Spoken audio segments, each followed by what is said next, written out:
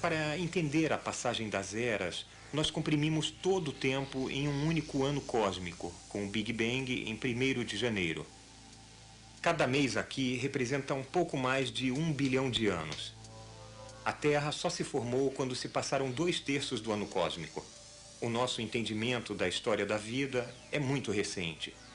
Ocupa apenas os últimos segundos de 31 de dezembro, aquele pequeno ponto branco abaixo à direita no calendário cósmico. O que aconteceu na Terra pode ser mais ou menos típico da evolução da vida em muitos mundos, mas, em seus detalhes, a história da vida na Terra é provavelmente única em toda a galáxia Via Láctea. Os segredos da evolução são tempo e morte. Tempo para a lenta acumulação das mutações favoráveis e morte para dar lugar a novas espécies. A vida na Terra surgiu em setembro no calendário cósmico, quando nosso mundo, ainda violentamente machucado e cheio de crateras por sua origem violenta, podia parecer um pouco com a Lua. A Terra tem cerca de 4 bilhões e 500 milhões de anos. No calendário cósmico, ela se condensou de gás e poeira interestelares por volta de 14 de setembro. Sabemos pelo registro fóssil que a origem da vida aconteceu logo depois, talvez por volta de 25 de setembro, mais ou menos. Provavelmente em lagos e oceanos da Terra primitiva. As primeiras coisas vivas não eram tão complexas quanto um organismo unicelular, que já é uma forma bem sofisticada de vida. Não, os primeiros agitos de vida eram muito mais humildes e aconteceram no nível molecular. Naqueles dias iniciais, os raios e a luz ultravioleta do Sol estavam quebrando as moléculas simples ricas em hidrogênio na atmosfera primitiva e os fragmentos das moléculas se recombinaram espontaneamente em moléculas cada vez mais complexas.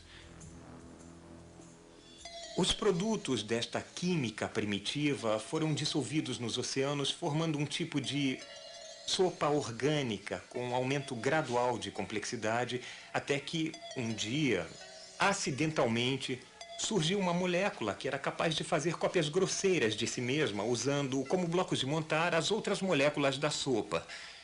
Isso foi o ancestral do DNA, a molécula mestra da vida na Terra. Ela é feita de 4 partes moleculares diferentes chamadas nucleotídeos, que constituem as 4 letras do código genético, a linguagem da hereditariedade.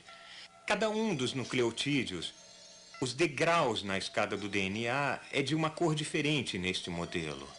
As instruções passadas são diferentes para organismos diferentes, por isso organismos diferentes são diferentes. Bom, uma mutação é uma mudança de um nucleotídeo, uma escrita errada das instruções genéticas. A maioria das mutações escreve bobagens genéticas, como era de se esperar, porque são aleatórias. São inofensivas para a próxima geração. Mas pouquíssimas, acidentalmente, fazem mais sentido do que as instruções originais e ajudam a evolução da vida. O DNA é aproximadamente 1 bilhão de vezes menor do que vemos aqui. Na verdade, cada uma destas coisas que parecem um pedaço de fruta é um átomo. Sem as ferramentas da ciência, a maquinaria da vida seria invisível.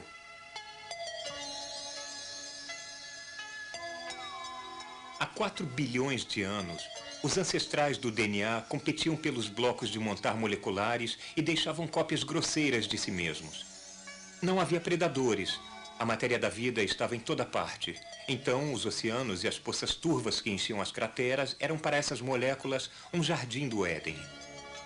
Com a reprodução, mutação e seleção natural, a evolução das moléculas vivas estava acontecendo. Variedades com funções especializadas se uniram, formando um coletivo. A primeira célula. A sopa orgânica finalmente devorou a si mesma. Mas nessa época, as plantas tinham evoluído, capazes de usar a luz do sol para fazer seus próprios blocos de montar. Elas deixaram as águas verdes. Um grande número de plantas unicelulares se uniu, os primeiros organismos multicelulares. Igualmente importante foi a invenção, só acontecida em novembro, do sexo. Ele foi descoberto por acaso pelos micróbios. Em 1º de dezembro, as plantas verdes tinham liberado grandes quantidades de oxigênio e nitrogênio na atmosfera. O céu é feito pela vida. E então, de repente, em 15 de dezembro, houve uma enorme proliferação de novas formas de vida, um fato chamado de explosão cambriana.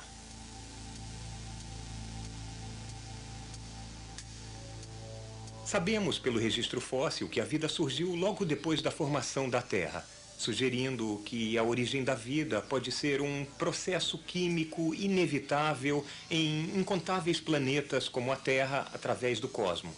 Mas na Terra, em quase 4 bilhões de anos, a vida não avançou além das algas.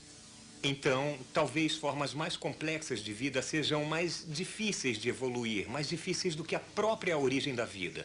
Se isto está certo, os planetas da galáxia podem estar cheios de micro-organismos, mas grandes animais, vegetais e seres pensantes podem ser comparativamente raros. Em 18 de dezembro, havia vastas multidões de trilobitas se alimentando do fundo do oceano e criaturas em forma de lula com suas conchas multicoloridas estavam por toda parte. Nós sabemos o bastante para esboçar alguns detalhes subsequentes. Os primeiros peixes e os primeiros vertebrados apareceram em 19 de dezembro. As plantas começaram a colonizar a Terra em 20 de dezembro. Os primeiros insetos alados voaram em 22 de dezembro. E nesta data também apareceram os primeiros anfíbios, criaturas como os peixes dipnoicos, capazes de sobreviver tanto na terra quanto na água. Os nossos ancestrais diretos agora estavam deixando os oceanos para trás. As primeiras árvores e os primeiros répteis evoluíram em 23 de dezembro, 2 desenvolvimentos evolutivos surpreendentes. Nós somos descendentes de alguns desses répteis.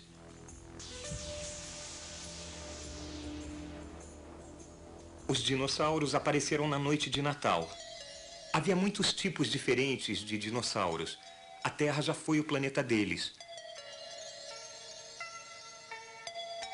Muitos andavam eretos e tinham inteligência considerável.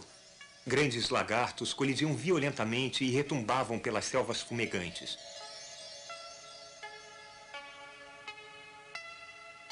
Sem ser notada pelos dinossauros, uma nova criatura, cujos filhotes nasciam vivos e indefesos, estava fazendo sua tímida estreia. Os primeiros mamíferos surgiram em 26 de dezembro. As primeiras aves, no dia seguinte. Mas os dinossauros ainda dominavam o planeta. E então, de repente, sem aviso, por todo o planeta, de uma vez, os dinossauros morreram. A causa é desconhecida, mas a lição é clara. Ficar 160 milhões de anos em um planeta não é garantia de sobrevivência. Os dinossauros pereceram por volta da época da primeira flor. Em 30 de dezembro, as primeiras criaturas que pareciam um pouco humanas evoluíram acompanhadas de um aumento espetacular no tamanho de seus cérebros. E então, na noite do último dia do último mês, há apenas poucos milhões de anos, os primeiros humanos de verdade ocuparam seu lugar no calendário cósmico. O registro escrito da história humana ocupa apenas os últimos 10 segundos do ano cósmico. Agora, veremos de perto quem eram nossos ancestrais. Uma simples circunstância química levou a um dos grandes momentos na história do nosso planeta. Havia muitos tipos de moléculas na sopa primordial. Alguns foram atraídos pela água por um lado e repelidos por ela por outro. Isso os uniu em uma minúscula concha esférica anexa, como uma bolha de sabão que protegia o interior. Dentro da bolha, os ancestrais do DNA encontraram um lar e surgiu a primeira célula. As plantas minúsculas levaram centenas de milhões de anos para evoluir liberando oxigênio. Mas esse ramo não levou a nós. As bactérias que respiravam oxigênio levaram mais 1 bilhão de anos para evoluir. De um núcleo nu, uma célula desenvolvida com um núcleo dentro. Algumas dessas formas, parecendo amebas, finalmente levaram as plantas.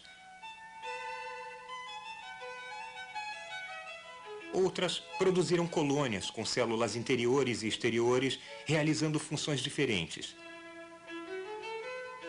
Virando um pólipo preso ao fundo do mar, filtrando comida da água e desenvolvendo pequenos tentáculos para dirigir a comida até uma boca primitiva.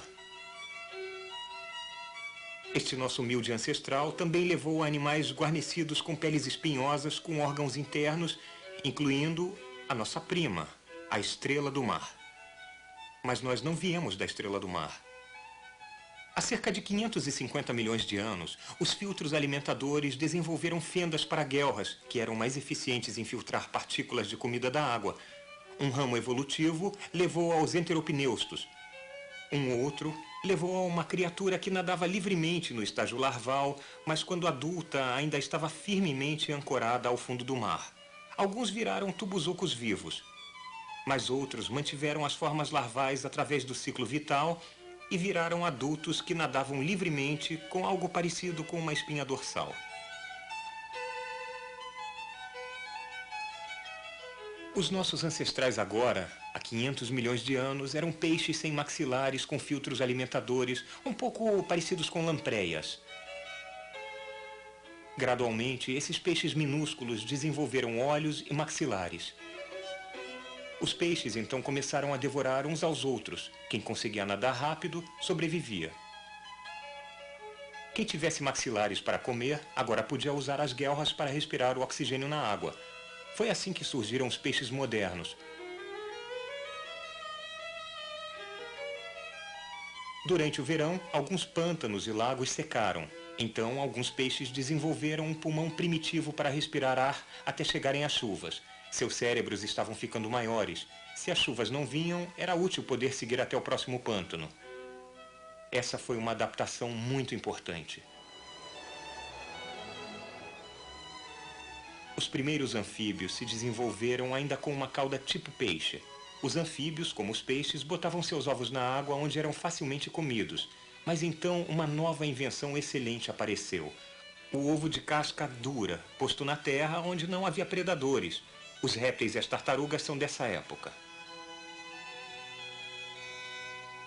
Muitos dos répteis que saíram do ovo em terra jamais voltaram para a água. Alguns viraram os dinossauros. Uma linhagem de dinossauros desenvolveu penas, úteis para voos curtos. Hoje, os únicos descendentes vivos dos dinossauros são as aves. Os grandes dinossauros evoluíram ao longo de outro ramo. Alguns foram os maiores carnívoros que já existiram. Mas há 65 milhões de anos, todos eles morreram misteriosamente. Enquanto isso, os precursores dos dinossauros também estavam evoluindo em uma direção diferente. Criaturas pequenas e apressadas, com os filhos crescendo dentro do corpo da mãe. Depois da extinção dos dinossauros, muitas formas diferentes se desenvolveram. Os jovens eram muito imaturos ao nascerem nos marsupiais, o vombate, por exemplo, e nos mamíferos. Os jovens tinham que ser ensinados a sobreviver. O cérebro ficou maior ainda. Uma coisa parecida com o musaranho foi o ancestral de todos os mamíferos.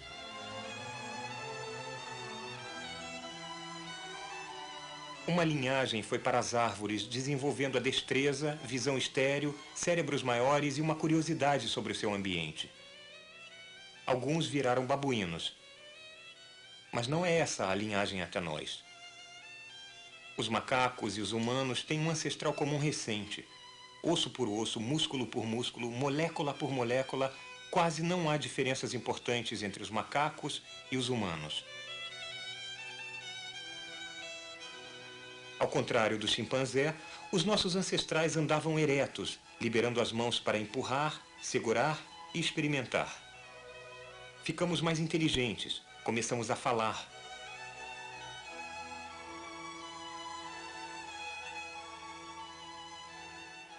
Muitos ramos colaterais da família humana se extinguiram nos últimos milhões de anos. Nós, com nossos cérebros e nossas mãos, somos os sobreviventes. Há uma ameaça contínua que se estende daquelas primeiras células até nós. Vamos vê-la de novo, comprimindo 4 bilhões de anos de evolução em 40 segundos.